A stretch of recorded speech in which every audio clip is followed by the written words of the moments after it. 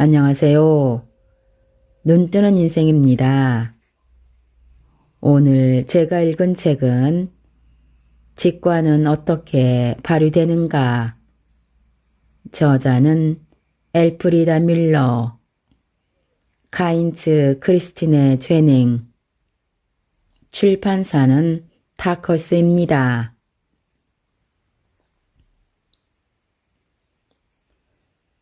직관적 지능을 활용하여 인생의 목표를 파악하고 그 목표를 달성하는 것이 성공적인 삶이다.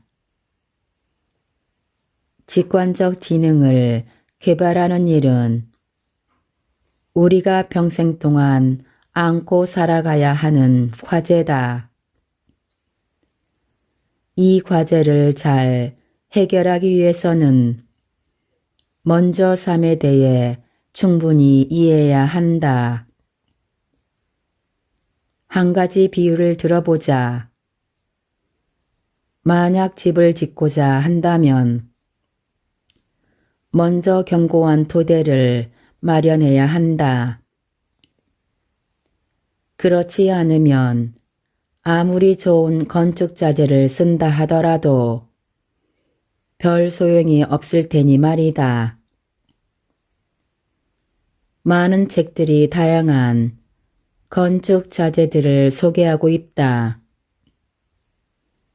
그러나 내가 지금 여러분에게 주고자 하는 것은 삶의 본질 위에 건축할 수 있는, 결국은 삶의 본질과 하나로 통합되는 자재다.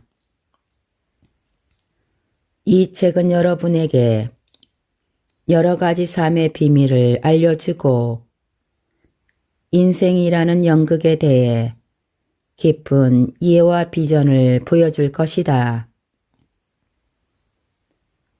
직관적 지능을 잘 활용하기 위해서는 먼저 자연의 법칙을 제대로 알아야 한다. 즉, 우리 삶을 인도하는 우주의 질서에 대해 알아야 한다는 말이다.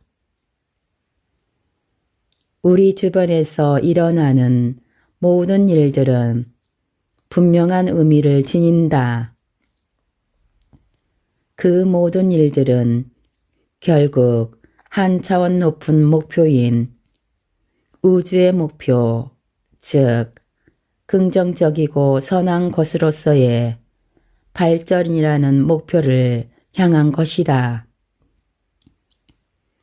따라서 나는 여러분에게 다음과 같은 용기와 내적 확신을 주고자 한다. 즉, 기쁜 마음으로 자신의 영혼을 개발하고 나아가 전 우주를 발전시키려고 노력하는 데에서 삶의 의미를 찾으라는 것이다. 그렇게 하기 위해서는 인류가 수천여 년 동안 지켜온 가치들을 내면화해야 한다. 그 가치들은 바로 안정감과 편안함, 그리고 사랑이다. 특히 사랑은 우주 안의 모든 에너지 중 가장 강한 에너지이자 세계를 구할 마지막 도구다. 나는 누구이고 어떤 사람인가? 나는 영혼을 지닌 육체인가? 육체를 지닌 영혼인가? 다음과 같은 상상을 해보면 이 질문에 대한 답을 찾을 수 있을 것이다. 당신의 차가 더 이상 앞으로 나가지 않는다. 당신 외부 자체만 여기저기 살핀다. 그런데 고장난 곳은 엔진과 배터리다. 고장의 원인인 엔진이나 배터리는 수리하지 않고 자체만 손본다면 아무리 많은 시간을 들인들 무슨 소용이 있겠는가? 이 상황을 사람에게 대입해보자. 사람에게 엔진은 영혼이고 자체는 몸이다. 이에 대해 심리학자 융은 다음과 같이 말했다. 영혼은 지구상의 모든 힘을 모은 것보다 몇 배는 더 강한 진정한 힘이다. 영혼을 극도로 발달시켜야 자연과 평화 조약을 맺을 수 있다. 우리 안의 평화가 우리 주변의 평화를 이끌어낸다. 의학자들은 흔히 병의 원인을 몸에서만 찾으려 하고 치료법을 찾을 때도 오성에만 의존한다. 그렇게 해도 수레가 다시 굴러갈 것이라 믿는 것이다. 실제 병원에서도 대부분 이런 방식으로 병을 치료하고 있다. 물론 겉으로 드러나는 증상들은 더 깊은 원인을 제거하지 않더라도 치료할 수 있다. 그런데 겉으로 쉽게 드러나지 않는 원인 모를 증상들도 있다. 이런 증상들은 좀 더 근본적인 문제에 대한 경각심을 일깨우기 위해 영혼이 선택한 극단적인 표현 수단이다. 그리고 이 사실을 아는 사람은 그리 많지 않다. 대체 의학조차도 병의 원인을 몸을 포함한 외적인 곳에서 찾으려 하고 있다. 자기 내면에서보다는 외부에서 희생양을 찾는 것이 쉽기 때문이다. 마찬가지로 많은 사람들이 인간관계에서 문제가 생기더라도 자기가 아닌 다른 곳에서 원인을 찾으려고 한다.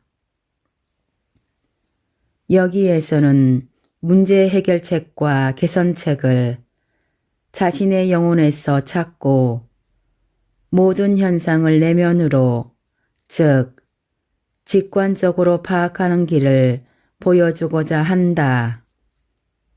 그 중 한 가지가 일기쓰기다. 일기쓰기는 자신을 파악하고 인성을 발달시키는데 커다란 도움이 된다. 일기쓰기는 영혼의 질서를 잡아준다. 쓰면서 생각하기는 직관적 지능 개발의 훌륭한 도구다.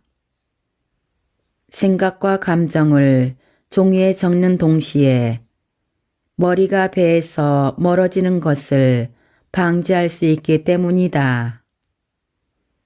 또한 생각의 흐름, 감정, 아이디어 등을 종이에 남겨두면 그것들로부터 좀 더 쉽게 벗어날 수 있고 필요할 때마다 다시 불러올 수 있다는 장점도 있다. 따라서 머리와 배는 새로운 정보들을 더 많이 받아들일 수 있게 되고 지금 이 자리에 온전히 집중할 수 있게 된다. 일기쓰기는 영혼의 질서를 잡아준다. 일기장에는 어떤 내용을 적어도 좋다. 자신의 모든 생각과 감정을 기록하면서 자신과 대화를 나누는 것이다. 이는 매우 효과적인 묵상법인 동시에 신과 대화를 나누는 방법이다. 영감, 착상, 아이디어 등이 떠오를 때 일기장에 적어보라. 무엇이 자신을 행복하게 만드는지, 무엇에 대해서 감사해야 할지, 무엇이 마음에 걸리는지, 무엇이 심기를 불편하게 하는지를 기록하고 두려움과 염려도 일기장에 털어놓아라. 그리고 무엇보다 소원과 질문들을 기록해 두라. 메모 형식으로 일기를 써도 나쁘지는 않지만 그보다는 일기 쓰기를 일종의 표현력 향상 훈련으로 생각하고 문장으로 쓰면 더욱 좋다. 머릿속의 기억은 쉽게 바래지거나 지워지지만 적절한 표현을 찾아가면서 생각을 종이 위에 붙잡아 두면 이는 영원히 남는다. 일기장을 뒤적이며 지난 일들을 훑어보다 보면 앞으로 자기 삶에 다가올 변화가 눈에 들어오는 경우도 적지 않다. 꼼꼼하게 적어둔 일기 속에서 얼핏 보기에는 앞뒤가 맞지 않는 일이 발생하는 원인도 찾을 수 있다. 말하자면 일기는 자기를 파악하고 단점은 고치라고 격려해주는 친구와 같은 것이다. 일기를 쓸 때는 다음의 세 가지를 기준으로 생각을 구분해 정리하라. 1.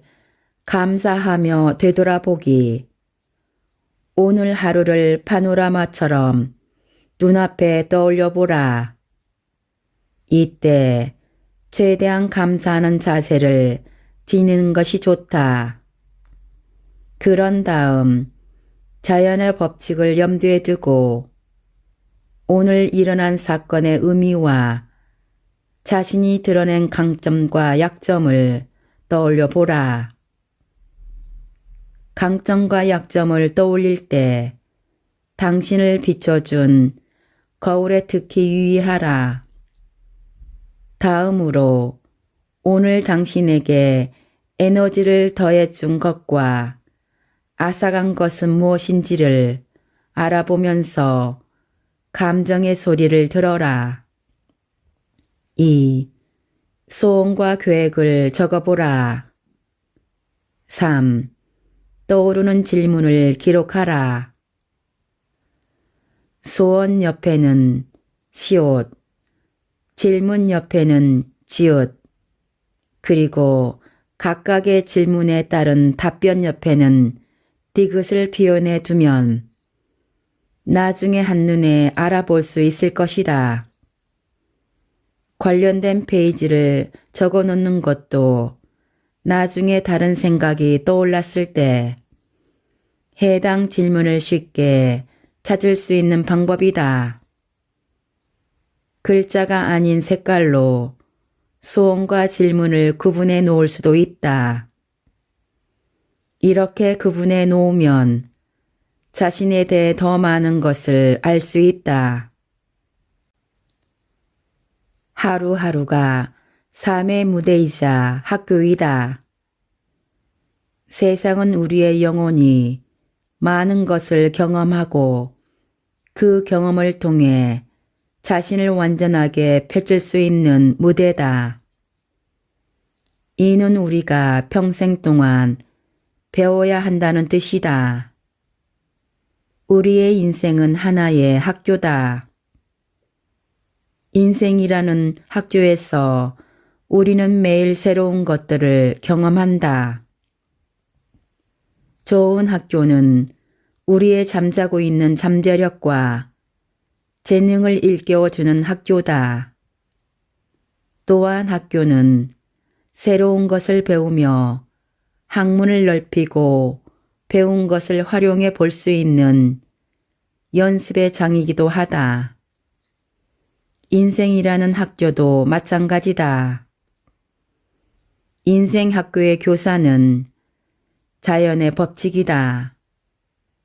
자연의 법칙은 학생들 각자의 발달 단계와 사고 능력, 그리고 수준에 맞는 연극을 보여주고 저마다 다른 과제를 내준다. 그런 의미에서 우리는 매일매일의 사건과 경험을 삶의 무대나 학교로 생각할 수 있다. 관찰하는 법을 배우라. 자신의 하루가 어떻게 지나가는지, 자신이 어떤 사람들을 만나는지에 대해 깨어 있으라. 자신의 하루를 다양한 시각에서 되돌아보라. 그러면 자신에 대해 놀라울 정도로 많은 것을 발견하게 될 것이다. 자연의 법칙은 우리의 영혼이 던지는 질문에 대해 객관적으로 대답해 준다. 넘치는 에너지, 조화, 좋은 기분, 사랑, 혹은 에너지 부족, 불화, 문제, 두려움, 나쁜 기분 등이 자연의 법칙이 해주는 대답이다. 그 대답을 보고 우리는 자신의 삶이 우주의 법칙과 조화를 이루는 것인지 아닌지를 알 수 있다. 연극에서 어떤 역할을 맡을지는 우리 스스로 결정한다. 올바른 배역을 선택하기 위해서는 먼저 영혼이 지닌 힘에 대해 알아야 한다. 그런 다음 자신의 하루, 자신의 삶을 스스로 꾸며나가기 위해 힘써야 한다. 또한 우리는 영혼의 궤도를 따라 공전하면서 우주라는 네트워크를 알기 위해 노력해야 한다. 그렇게 할 때 우리는 더 이상 경기에서 사용되는 공이 아니라 경기를 이끌어가는 선수가 되는 것이다. 말하자면 우리가 우리 삶의 창조주가 되는 것이다. 직관적 지능은 인생의 무대를 꿰뚫어 볼 수 있는 눈이다. 우리는 이 눈을 통해 자신의 현재 상태, 즉 자기 자신을 파악할 수 있고 자신을 구성하는 가장 중요한 것이 영혼이라는 것을 알게 된다. 따라서 이 눈은 우리의 영적 개발의 원동력이라고 할 수 있다. 학교에서는 보통 실수를 고치고 약점을 없애는 방법을 가르치기 때문에 우리는 어릴 때부터 거기에 익숙하다. 다른 사람의 실수를 주저없이 지적하는 습관도 그런 교육에서 오는 것이다. 우리의 교육 제도는 실수를 방지하는 방법은 많이 가르쳐 주지만 해결책을 찾는 방법은 가르쳐 주지 않는다. 따라서 우리는 자신에게 붉은 밑줄을 긋는 일에는 익숙하지 않다. 많은 이들이 자신의 실수로부터 도망치려고 하고 변명이나 희생양을 찾으려고 한다. 죄책감에 빠지기도 한다. 이는 자신에게 모두 도움이 되지 않는 행동이다. 약점을 조금씩 강점으로 바꿔나가는 것이 바로 자기 개발의 목표다. 우리는 강점은 더욱 발달시키면서 약점을 공략할 수 있다.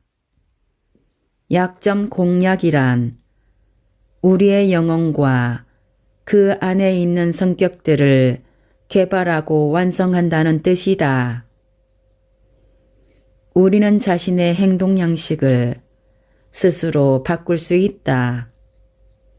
변화는 내면에서 시작되는 것이다. 동기 파악은 자기 인식의 열쇠다. 어떤 행동을 일으키는 동기를 파악하는 것은 자신을 인식하는 과정에서 큰 걸음을 내딛는 것과 같다. 자기 인식의 열쇠는 우리가 항상 지니고 다니는 것, 바로 동기다. 나는 왜 어떤 행동을 하는가? 나는 왜 어떤 행동을 하지 않는가? 나는 왜 그런 방식으로 행동하는가?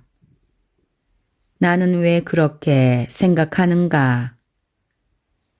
그렇게 해서 내가 얻고자 하는 것은 무엇인가?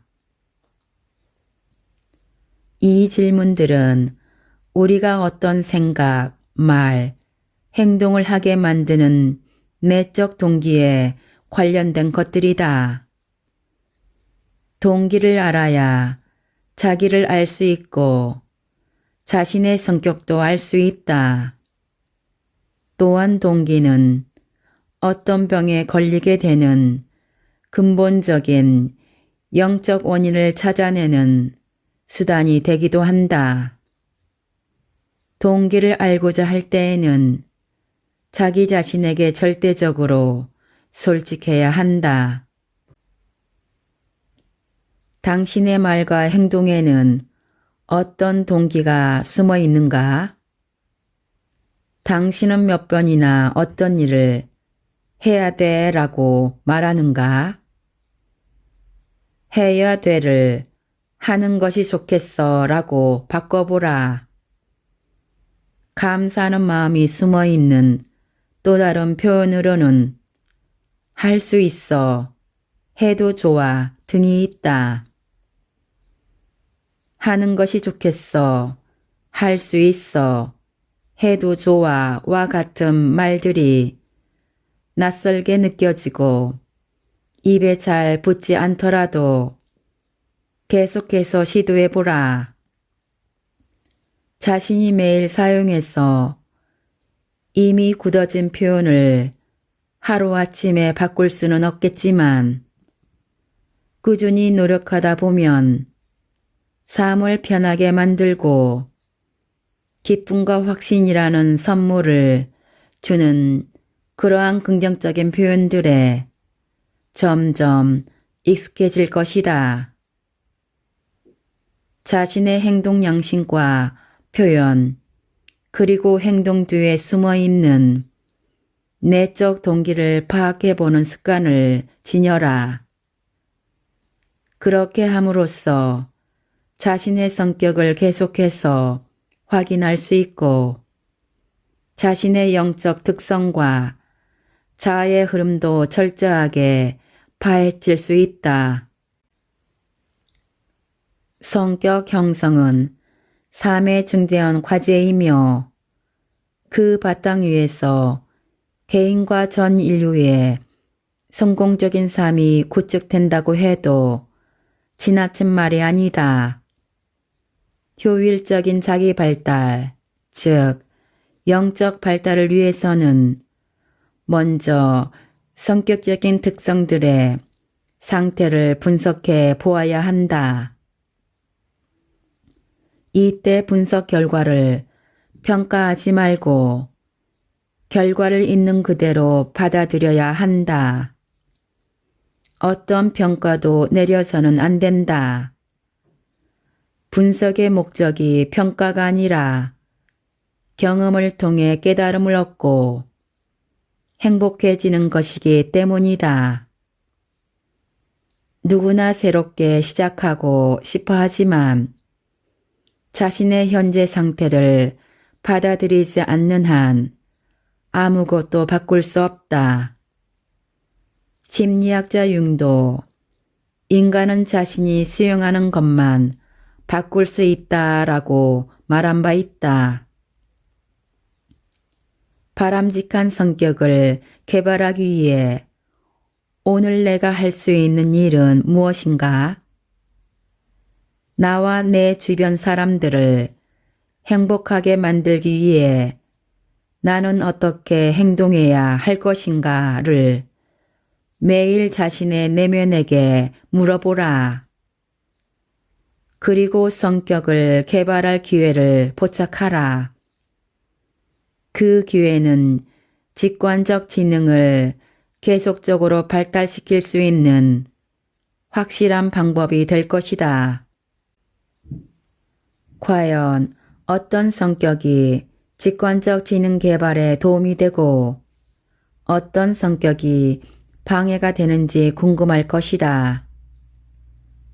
귀를 열고 온 신경을 기울여 내면의 목소리를 들어보라. 자신에 대해 새로운 점을 발견할 때엔 특히 더 주의를 기울여라. 자기 자신에게 꾸밈 없이 솔직해라. 강점이든 약점이든 모두 다 털어놓아라. 그리고 자신의 강점과 약점을 있는 그대로 받아들여라. 책을 읽으면서 빈 공간이나 일기장에 메모를 하면 도움이 될 것이다.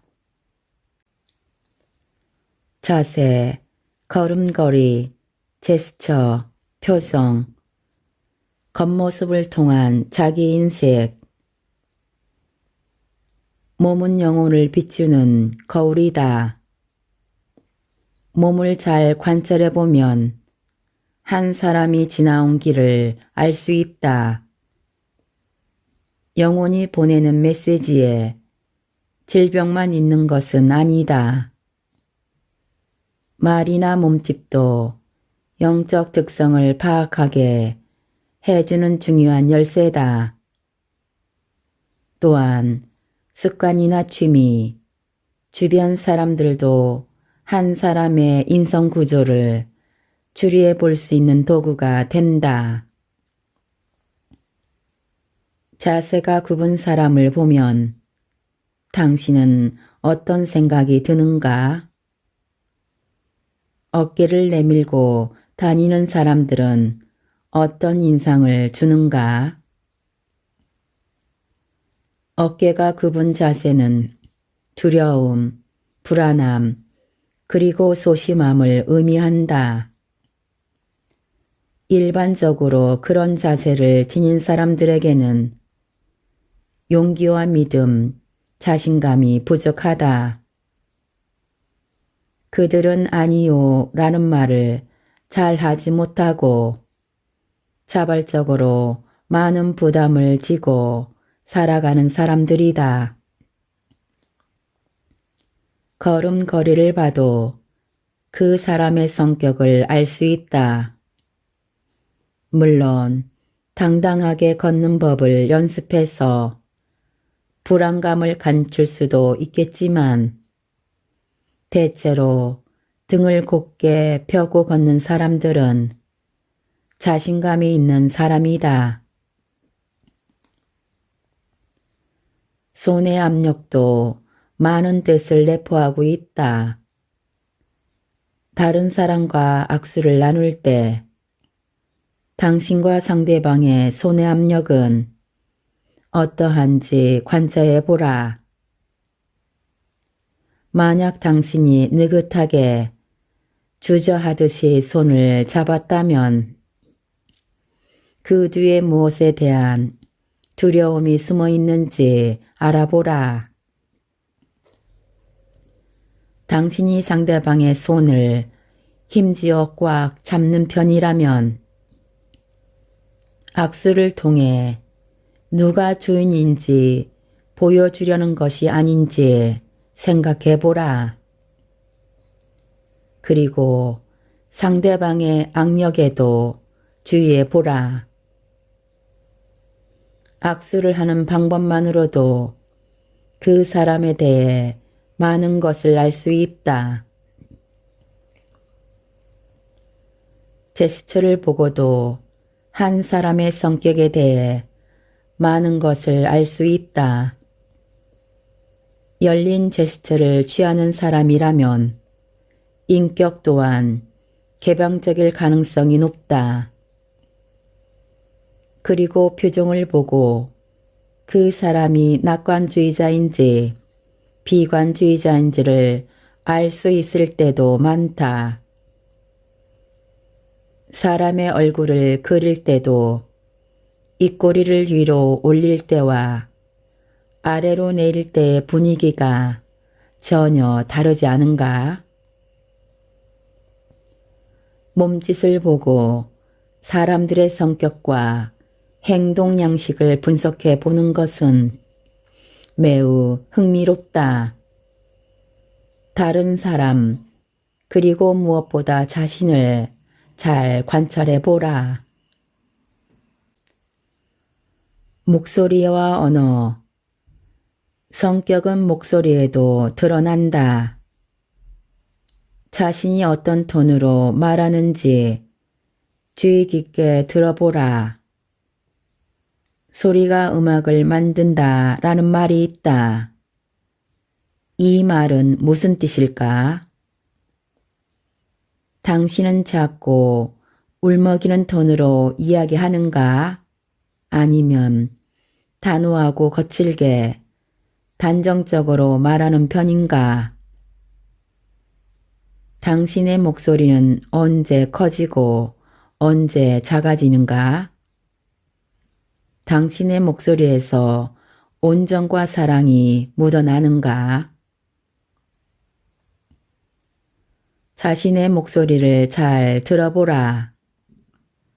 그리고 친구나 동료들에게 당신의 목소리가 어떤지 물어보라. 당신의 목소리가 당신의 어떤 성격을 대변하는지 생각해보라. 그러면 당신의 두려움과 불안감, 용기, 긍정적인 인생관, 고집 혹은 남을 비난하는 습관 등이 어디에서 온 것인지 알 수 있을 것이다. 예를 들어 목이 자주 쉬거나 성대에 염증이 생기는 것은 비난 중독증의 결과일 수 있다.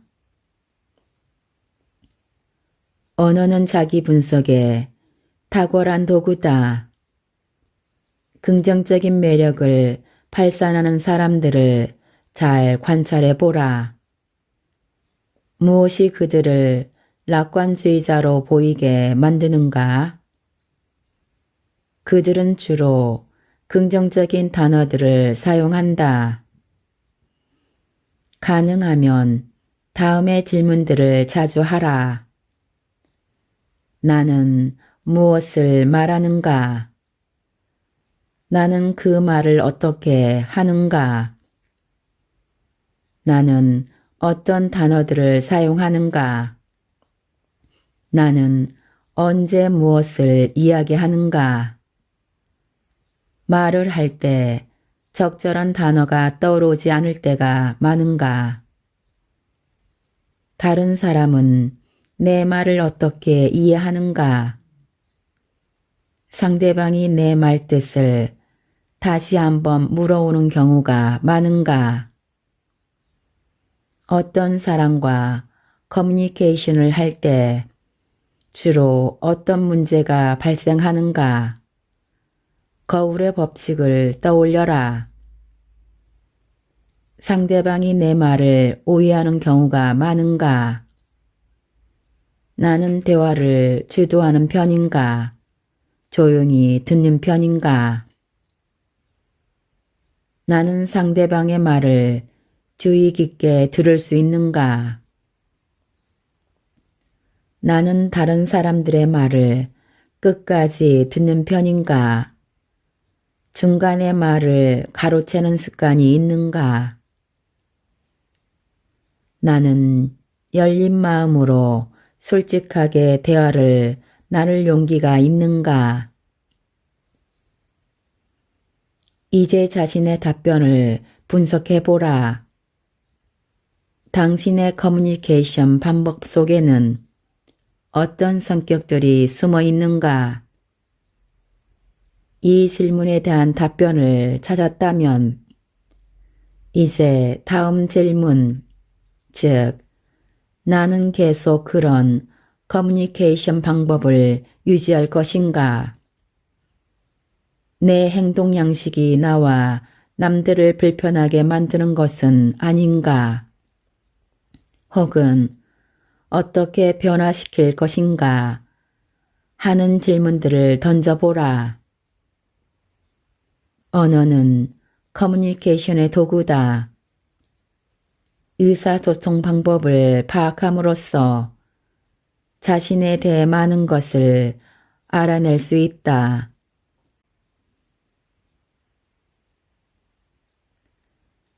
지금까지 직관은 어떻게 발휘되는가에서 일부 요약 발췌하여 읽어드렸습니다.